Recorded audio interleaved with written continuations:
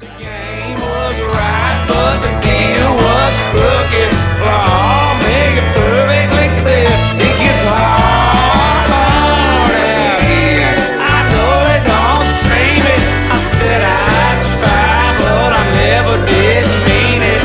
Nobody's listening, so we might as well scream it. Oh God, we're all out of beer. It gets hard out here. Good morning. This is Baton Rouge Labor Radio. I'm Michael D. Day, and we are proudly broadcast on WHYR 96.9 FM.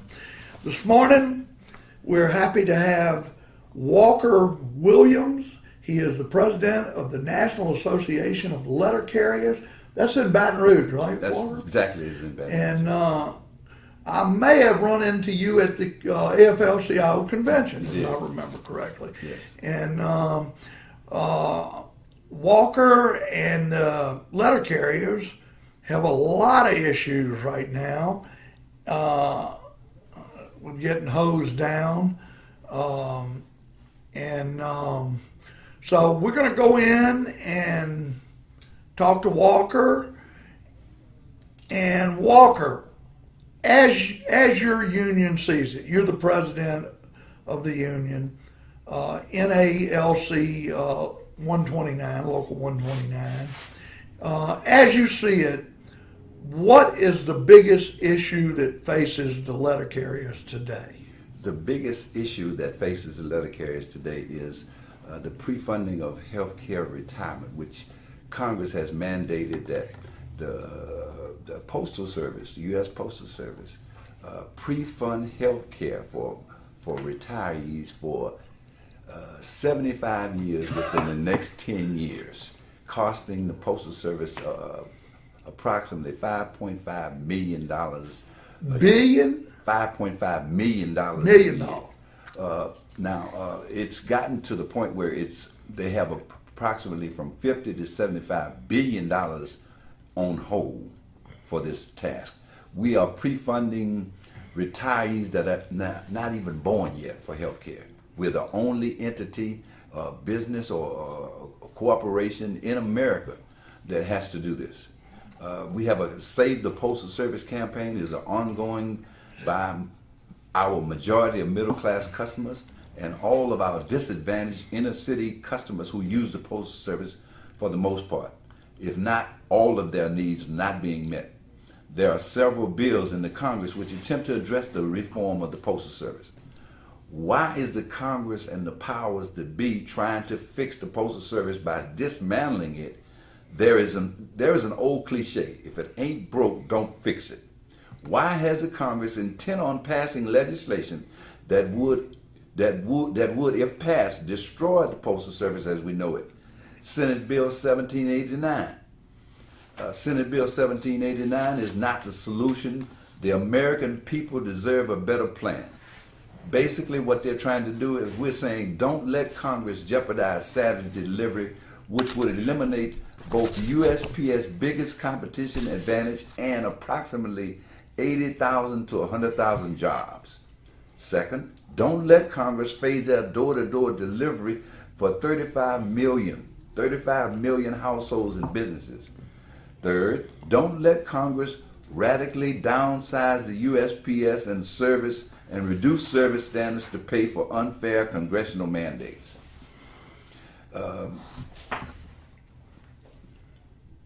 We believe that this bill, if passed, would send the Postal Service into a death spiral. That is S 1789. We are adamantly opposed to this bill.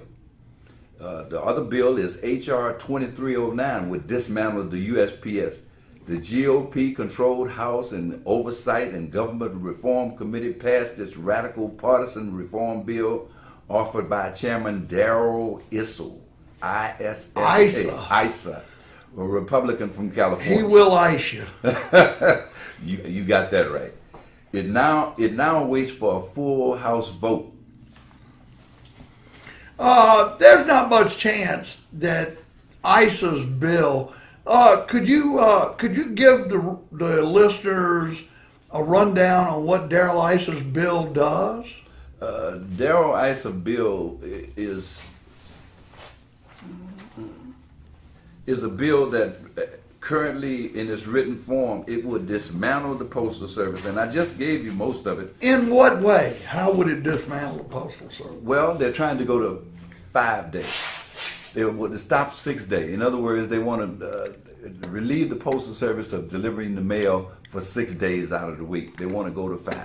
If they do that, then all of the people that service those people who are off on that 6th day will have to be moved. It'll go to a spiral effect where those people lose. Some of those people are going to lose their jobs. 80,000 nationally to 100,000 nationally.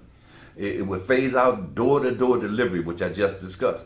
It has a spiraling death effect, because once you start to take away the service for from 6 to 5, then the next thing is going to be to 4 and then to 3. So what you're saying is Darrell Issa's bill, and what's the number of that bill again? Darrell Issa's bill is 1789. 1789, which probably will not get through the Senate. Well, no, it's a Senate bill. It is a Senate bill. It's already passed the Senate? It's already passed the House of Representatives, and it's waiting for Congress to make a move on. So the Senate's done passed this bill? No. The House of Representatives have passed it. It's in the Congress now waiting for a full vote. Right.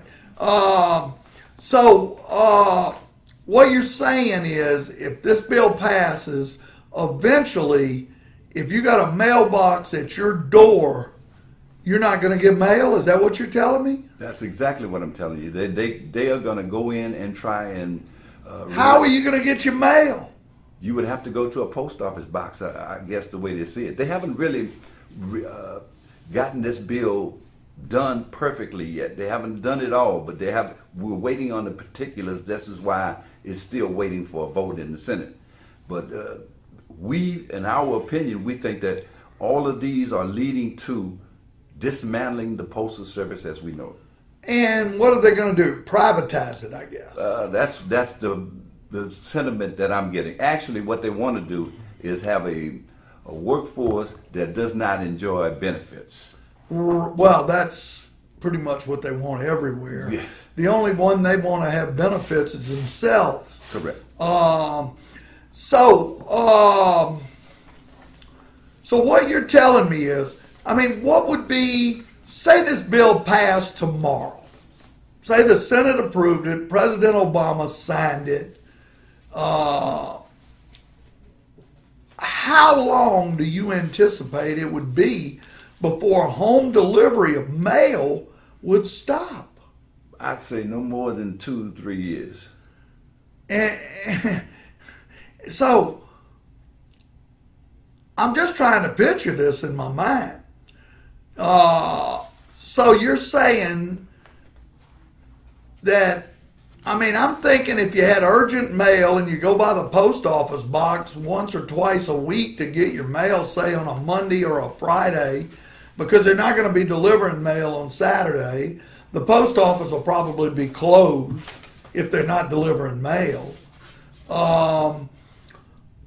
If you've got urgent mail, you're just out of luck. The post office will be closed if they decide to go to 5 days. 2 days out the week, the Postal Service will be closed.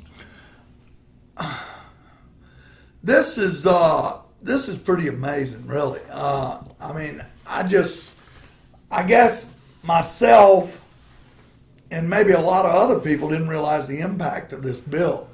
That's the reason why we have flyers out. Actually, we have a number. You can call your senators toll free. Go ahead and give those numbers. You can call them at 1-888-863-6103 and tell them to vote no on S-1789 to save America's Postal Service. And this goes straight to the Senate's office, your senators in Louisiana. It will direct you directly to your senators in Louisiana so that you can tell them to vote no on S-1789. What's the chances that you think this bill I mean, it's got to get 60 votes to get out of the Senate. And we're seeing, partisan bickering both ways. Do you think this bill will come up before the presidential election? Yes, I do. Actually, they had it on hold until after the Easter break. The bill is actually on the floor of the Senate and getting ready for a vote as we speak. Has our senators, now I'm expecting David Vitter to vote for it. David Vitter, probably co-sponsored. I can't say for sure that David Vitter has voted for it, but he is a co-sponsor, and that means that he's voted for it. That means he's... Now, Mary Landrieu, I think, is up in the air, or she's already voted, and I don't have that information at this time on how she voted. Okay. So, what would that mean for the local area letter carriers? Would we be looking at how many postal workers would lose their job in the Baton Rouge area? I'd say anywhere from 100 to 500 carriers. 500 carriers. Yes. Trying to get on with UPS. Correct. Trying to get them a job. Correct. So, if you would, Walker, give that number again, because I think it's very important in case people didn't get it. Okay, that's... And if someone wanted one of these flyers, where would they get one? Or okay, the bill number is S1789. The number for your senators is 1-888-863-6103. On the web, you can go to nalc.org. On Facebook, you can go to facebook.com/nalc.national. On Twitter, you can go to @NALC_national. And all of the information is there for you. What do you think? I mean, there's got to be some reason. I mean, as far as I know, the postal system makes its money from postage stamps. I mean, postage.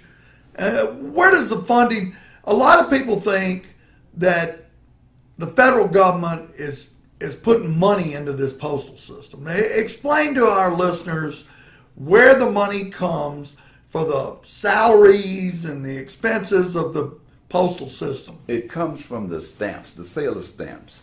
There has been no taxpayer-funded postal service since 1970. We have been off budget since 1970, and the Postal Service actually is not in the red as we speak. They made for the first quarter in 2012, they made $200 million. Aside from the fact that they're going to have to spend $5.5 million to pre-fund healthcare retirees for the next 75 years in 10 years. So that is the money that they're saying that the Postal Service is in trouble. But actually, if Congress would give that money back to the Postal Service, then we would be in the black.